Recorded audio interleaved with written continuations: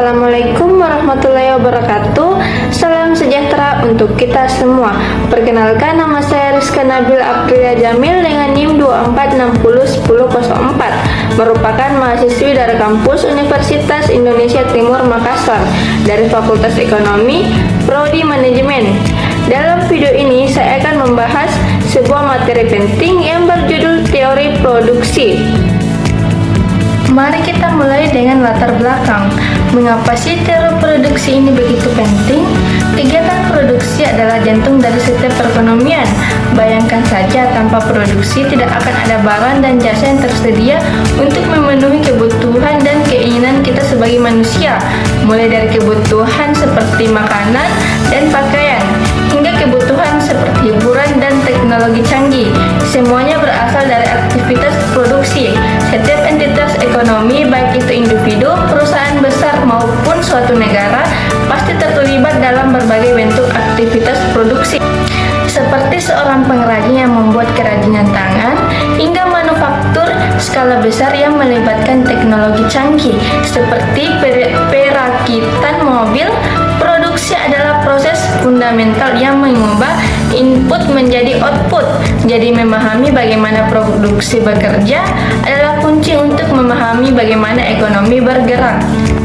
Sekarang kita masuk ke inti pembahasan, yaitu konsep dasar teori produksi.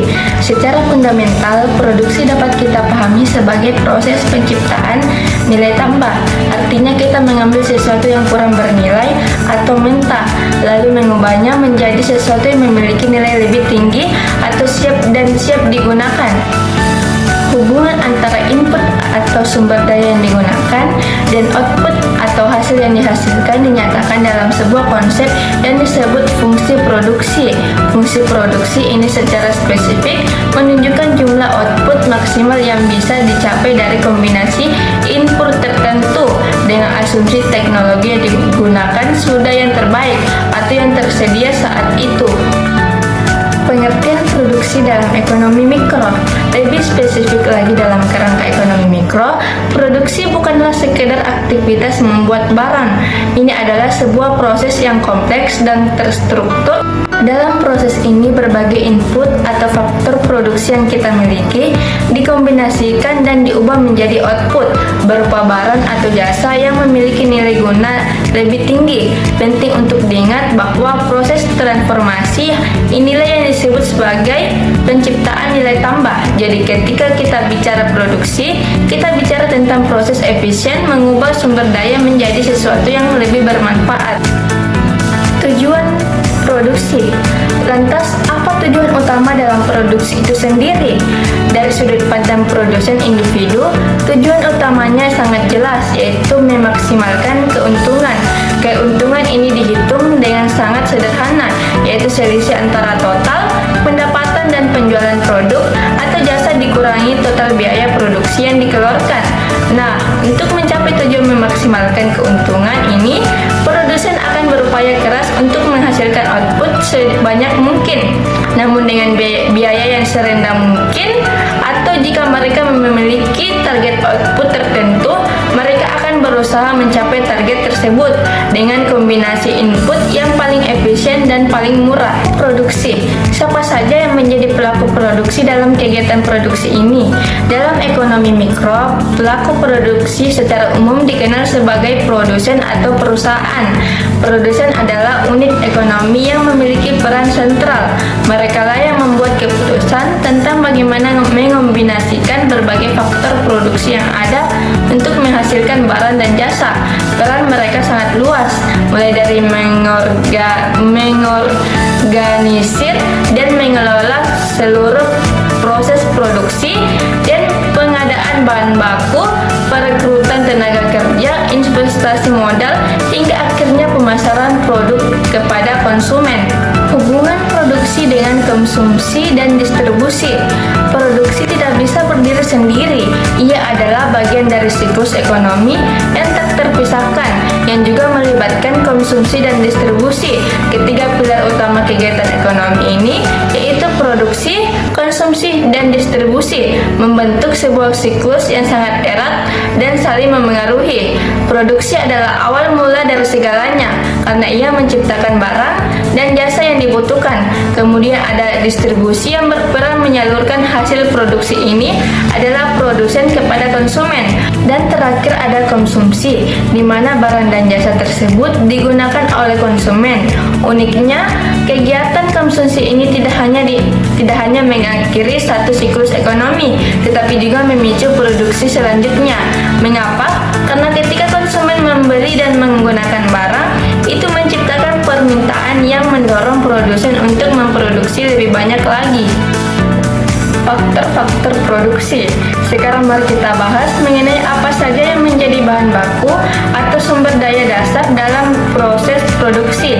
Ini kita sebut sebagai faktor-faktor produksi atau sering juga disebut input produksi. Secara tradisional, faktor produksi ini diklarifikasikan menjadi 4 kategori utama. Mari kita beda satu persatu.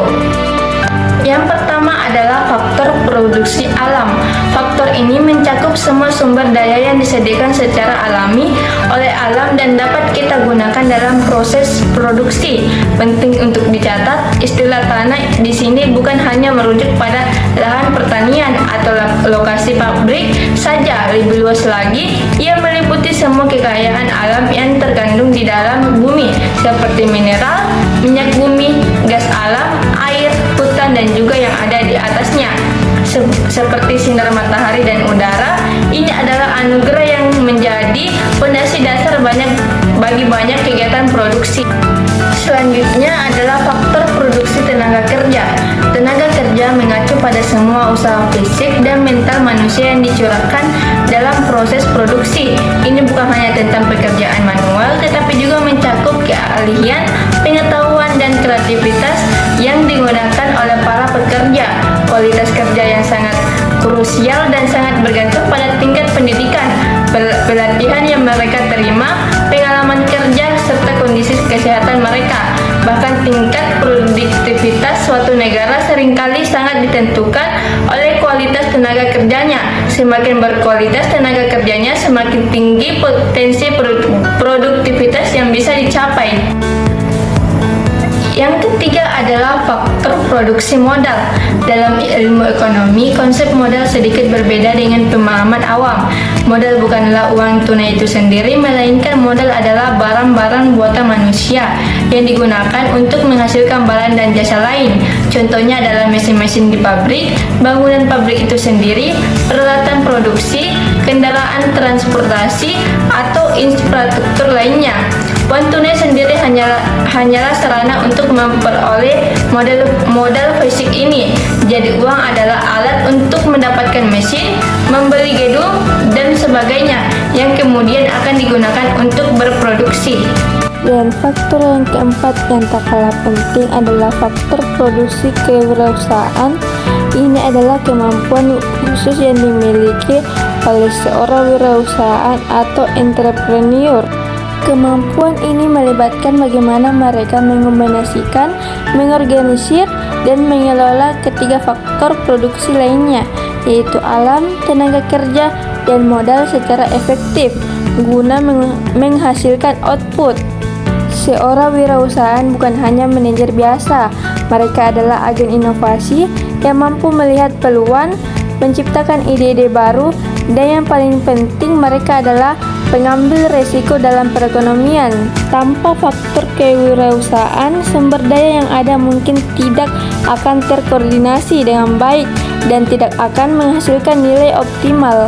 Selanjutnya kita akan membahas mengenai fungsi produksi. Fungsi produksi ini adalah sebuah hubungan teknik yang sangat penting.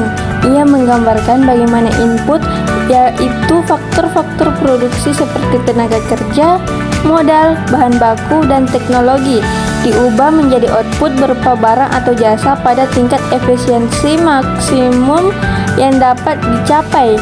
Bisa kita analogikan, fungsi produksi ini adalah resep teknologis Resep ini menunjukkan kombinasi input mana yang diperlukan untuk menghasilkan sejumlah output tertentu. Dengan memahami fungsi produksi, kita bisa tahu berapa banyak yang bisa kita hasilkan dari sejumlah sumber daya yang kita miliki. Untuk lebih jelasnya, fungsi produksi adalah sebuah hubungan matematis atau teknis yang menunjukkan jumlah output maksimum yang dapat dihasilkan oleh suatu perusahaan dari setiap kombinasi input yang diberikan. Dengan asumsi tingkat teknologi tertentu, sekali lagi bisa kita katakan bahwa ini adalah resep teknis yang secara efisien mengubah input menjadi output. Ini adalah gambaran tentang batasan kemampuan produksi suatu perusahaan dengan sumber daya dan teknologi yang ada. Dalam analisis fungsi produksi, kita membedakan antara jangka pendek dan jangka panjang. Mari kita mulai dengan fungsi produksi jangka pendek. Ciri khas dari jangka pendek adalah setidaknya ada satu faktor produksi yang dianggap tetap. Artinya jumlahnya tidak dapat diubah dalam periode waktu yang dipertimbangkan. Contoh paling umum dari input tetap adalah modal, seperti ukuran pabrik atau jumlah mesin besar yang tidak bisa langsung diubah dalam waktu singkat. Sementara itu, faktor produksi lainnya bersifat variabel. Ini berarti jumlahnya dapat diubah-ubah dalam jangka pendek. Contohnya adalah tenaga kerja atau bahan baku. Kita bisa menambah atau mengurangi jumlah pekerja atau bahan baku dengan relatif cepat. Berbeda dengan jangka pendek, dalam analisis fungsi produksi jangka panjang, semua faktor produksi dianggap variabel. Ini berarti perusahaan memiliki cukup waktu untuk menyesuaikan semua inputnya, termasuk skala operasi, ukuran pabrik, atau bahkan jumlah mesin berat. Dalam jangka panjang, tidak ada lagi input yang bersifat tetap. Produsen memiliki fleksibilitas penuh untuk memilih kombinasi input yang paling efisien untuk setiap tingkat output yang mereka inginkan. Ini adalah periode waktu yang dimana semua keputusan strategis mengenai skala produksi dapat diimplementasikan. Pada slide ini, kita akan membahas 3 konsep kunci yang menggambarkan bagaimana output berubah seiring dengan penambahan input variabel, khususnya tenaga kerja dalam jangka pendek. Ketiga konsep ini adalah produk total, produk rata-rata, dan produk marginal. Memahami hubungan antara ketiga kurva ini sangat krusial karena ini adalah representasi visual dari hukum kenaikan hasil yang semakin berkurang. Mari kita mulai dengan yang paling dasar, yaitu produk total. Produk total adalah seluruh jumlah output atau barang jasa yang dihasilkan dari suatu proses produksi dengan menggunakan jumlah input variabel tertentu, sementara input lainnya misalnya modal atau pabrik dianggap tetap. Bayangkan Anda memiliki sebuah pabrik dengan ukuran yang tetap, kemudian Anda mulai menambah jumlah pekerja. Bagaimana sih kurvanya terlihat? Fase awalnya yaitu peningkatan dengan laju yang meningkat. Pada awalnya ketika Anda menambah pekerja dari 0 hingga beberapa orang pertama, produk total akan meningkat dengan sangat cepat. Ini karena pekerja awal dapat berspesialisasi, bekerja sama dengan lebih efektif, dan memanfaatkan fasilitas tetap yang ada dengan lebih baik. Misalnya, satu orang mungkin kesulitan mengoperasikan semua mesin, tapi dengan 2 atau 3 orang, mereka bisa membagi tugas dan meningkatkan output secara signifikan per pekerja tambahan. Dan phase kedua yaitu peningkatan dengan laju yang menurun. Setelah mencapai titik tertentu, seiring disebut titik belok atau titik infleksi, produk total masih akan terus meningkat, tetapi dengan laju yang semakin lambat. Ini adalah saat dimana hukum kenaikan hasil yang semakin berkurang mulai terasa. Pekerja tambahan masih bisa menghasilkan output, tetapi kontribusi mereka menjadi kurang signifikan dibandingkan pekerja sebelumnya. Mungkin karena fasilitas mulai terasa penuh atau manajemen menjadi sedikit lebih rumit. Kurva TP masih naik, tapi kemiringannya mulai melandai.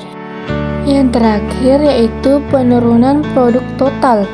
Jika Anda terus menambah input variabel tanpa berhenti, pada akhirnya produk total bisa mencapai puncaknya dan bahkan mulai menurun. Karena penambahan pekerja yang terlalu banyak justru bisa menciptakan kerugian. Contohnya, pekerja mulai mengganggu satu sama lain, terjadi kemacetan di area kerja, atau mereka harus menunggu giliran menggunakan mesin yang terbatas. Ini adalah tanda ketidakefisienan yang sangat parah.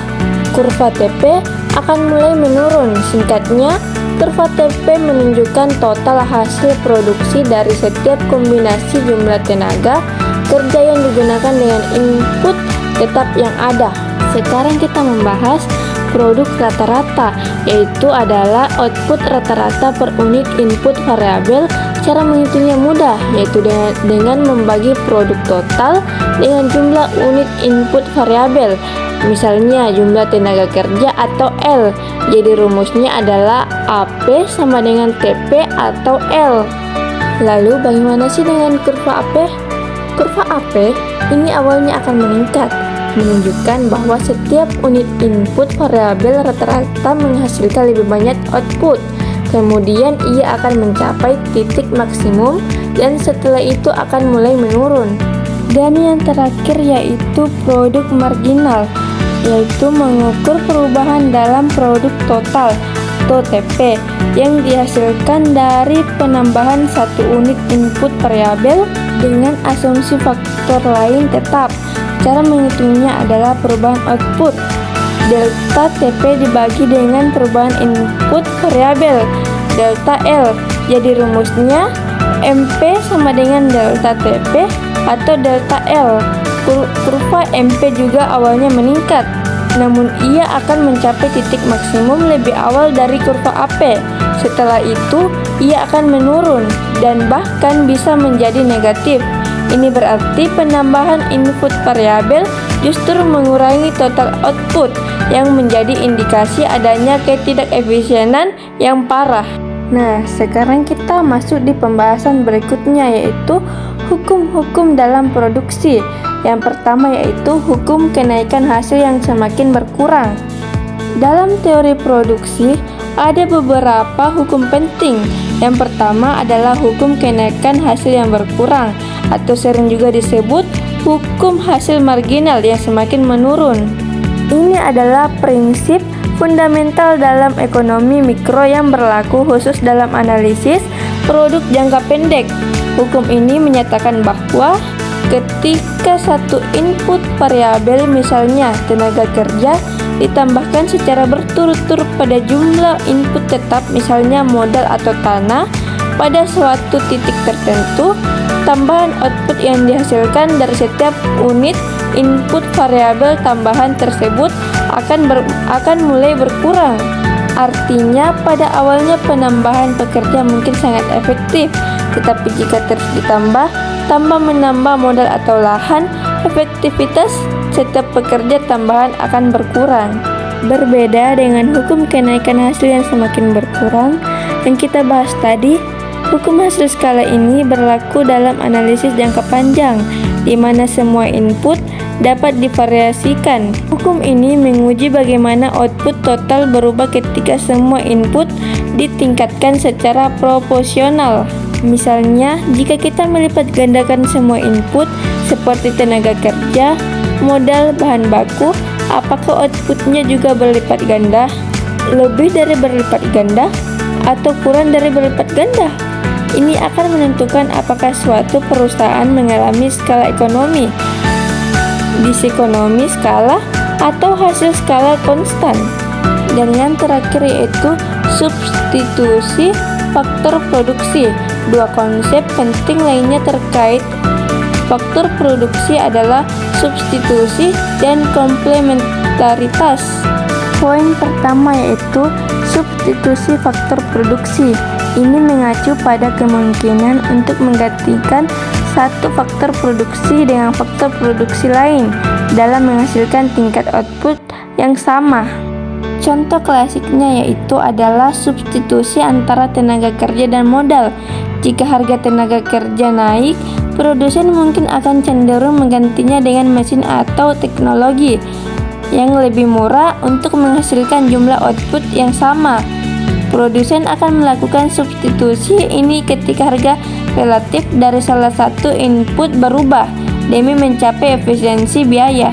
Dan poin yang kedua yaitu komplementaritas faktor produksi. Ini terjadi ketika dua atau lebih faktor produksi cenderung digunakan bersamaan karena mereka saling melengkapi dalam proses produksi. Artinya, peningkatan penggunaan satu faktor akan memerlukan peningkatan penggunaan faktor lainnya untuk mencapai hasil optimal. Contohnya sangat jelas, mesin dan operatornya. Sebuah mesin modern yang canggih tidak akan beroperasi tanpa operator yang terlatih. Sebaliknya, operator yang terlatih pun tidak akan produktif tanpa mesin yang memadai. Keduanya saling melengkapi dan dibutuhkan bersamaan untuk mencapai tujuan produksi. Topik selanjutnya adalah efisiensi produksi. Mencapai efisiensi produksi adalah tujuan utama setiap produsen karena berkaitan langsung dengan profitabilitas dan daya saing mereka di pasar. Konsep efisiensi dapat dibedakan menjadi dua jenis yang utama yaitu efisiensi teknis. Efisiensi teknis tercapai ketika suatu perusahaan menghasilkan output maksimum yang mungkin dari sejumlah input tertentu. Atau sebaliknya, ketika menghasilkan output tertentu dengan menggunakan jumlah input minimum yang memungkinkan dengan teknologi yang ada. Efisiensi teknis ini berfokus murni pada hubungan fisik antara input dan output, tanpa mempertimbangkan harga input atau output. Perusahaan yang efisien secara teknis beroperasi pada batas kurva fungsi produksinya, yang berarti mereka tidak menyanyiakan sumber daya yang tersedia. Yang kedua adalah efisiensi ekonomis. Ini adalah tingkat efisiensi yang lebih tinggi. Efisiensi ekonomis tercapai ketika suatu perusahaan menghasilkan output tertentu dengan biaya produksi minimum. Berbeda dengan efisiensi teknis, efisiensi ekonomis tidak hanya mempertimbangkan hubungan input-output fisik, tetapi juga mempertimbangkan harga relatif dari input. Perusahaan yang efisien secara ekonomis akan memilih kombinasi input yang paling murah untuk menghasilkan tingkat output yang diinginkan. Sangat penting untuk memahami ini. Sebuah perusahaan bisa saja efisien secara teknis atau tidak ada sumber daya yang terbuang, tetapi tidak efisien secara ekonomis. Ini terjadi jika perusahaan memilih kombinasi input yang mahal, padahal ada kombinasi lain yang lebih murah dengan output yang sama. Jadi, efisiensi ekonomis adalah kombinasi antara efisiensi teknis dan efisiensi biaya.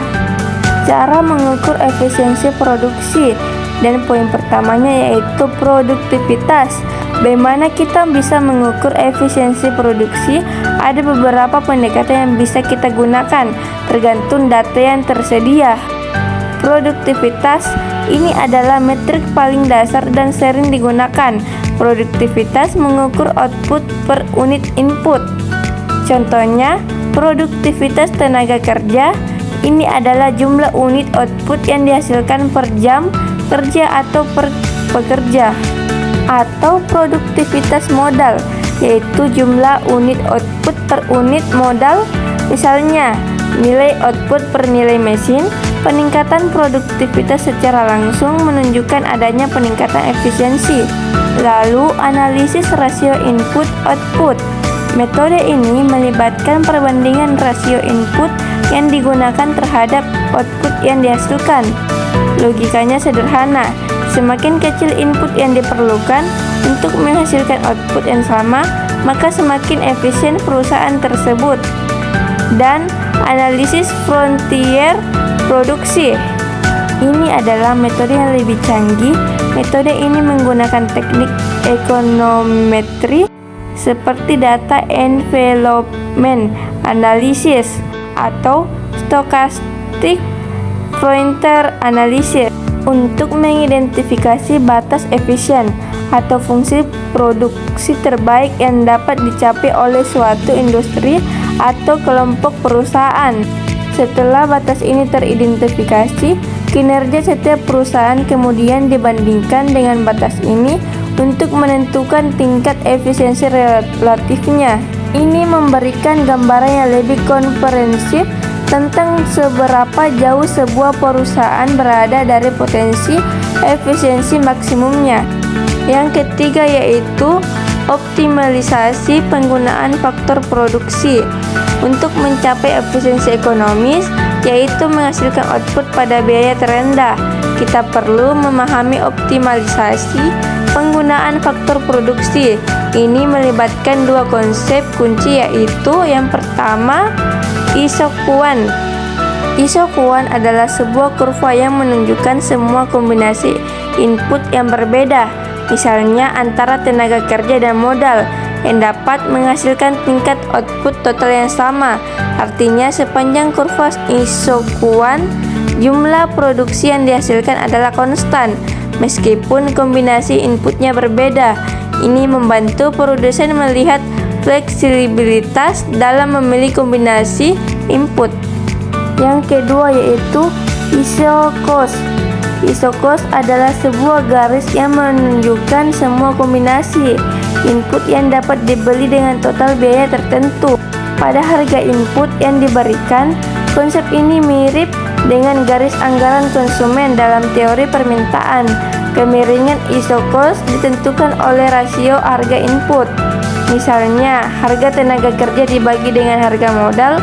Dengan menggabungkan isokuan dan isocost, produsen dapat menemukan kombinasi input yang paling efisien dan paling murah untuk menciptakan tingkat output yang diinginkan.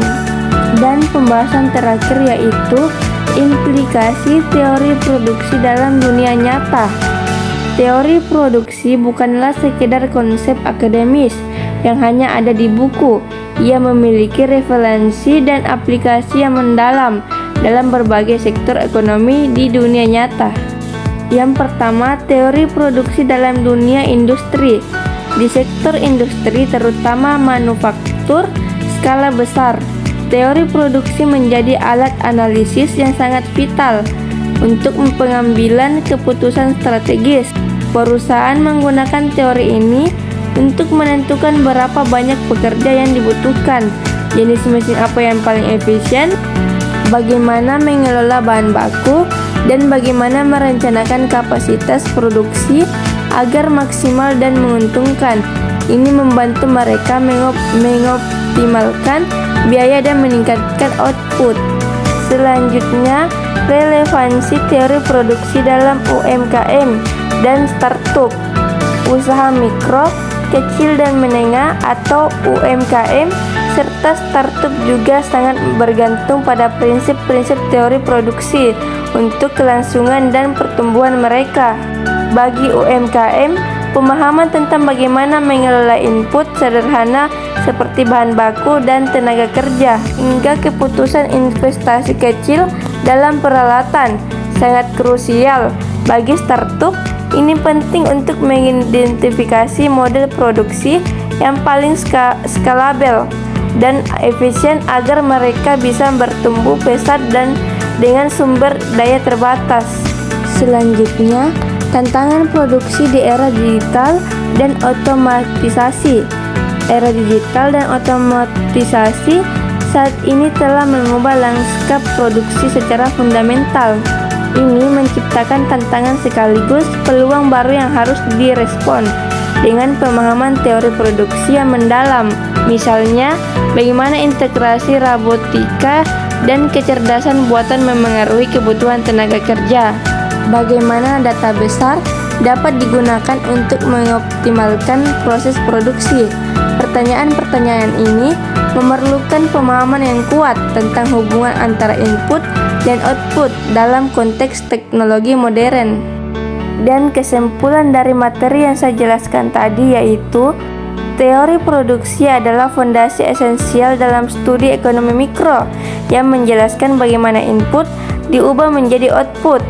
menciptakan nilai dan memenuhi kebutuhan fungsi produksi baik dalam jangka pendek dengan adanya input tetap maupun jangka panjang di mana semua input bersifat variabel, memberikan kerangka analitis untuk memahami hubungan input-output, hukum kenaikan hasil yang semakin berkurang, menjelaskan efisiensi marginal dalam jangka pendek, sementara hukum hasil skala menjelaskan pola efisiensi pada berbagai skala produksi dalam jangka panjang. Itulah tadi penjelasan dari saya mengenai teori produksi dalam ekonomi mikro. Semoga apa yang saya sampaikan dapat bermanfaat bagi kita semua. Mohon maaf apabila ada salah kata. Wabillahi taufiq wal hidayah. Wassalamualaikum warahmatullahi wabarakatuh.